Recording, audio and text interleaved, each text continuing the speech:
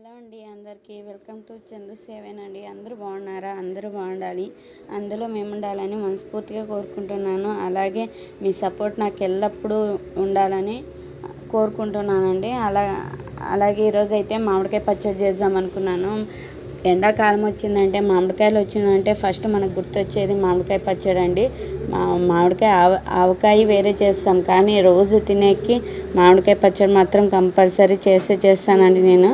ఇంకా అలాగైతే ఇప్పుడు మామిడికాయలన్నీ ముక్కలుగా కట్ చేసుకున్న తర్వాత అందులోకి తెల్లవాయలు, కారము, ఉప్పు, అలాగే కొద్దిగా పసుపు వేసుకొని రోటి పచ్చడి చేస్తున్నానండి. రోట్లో ఎక్కేసి దంచుకుంటున్నాను.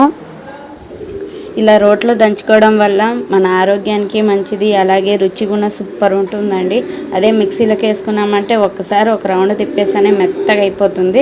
ఇలా రోట్లో దంచుకోవడం వల్ల మనకి చాలా కచ్చా పచ్చగా ఉంటుంది కదండి. రుచి కూడా చాలా టేస్ట్గా, చాలా రుచిగా ఉంటుంది.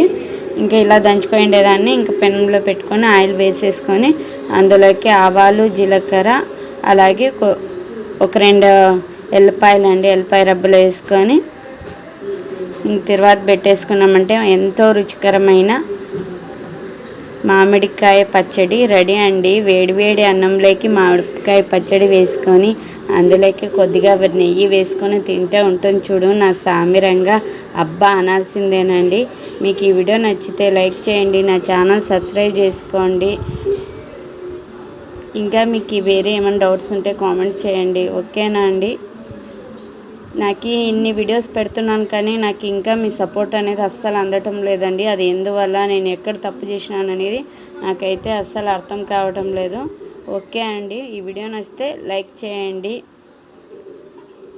చాలా వేడివేడి అన్నంలోకి చాలా టేస్ట్గా, చాలా రుచిగా ఉంటుందండి. ఓకే అండి, బాయ్.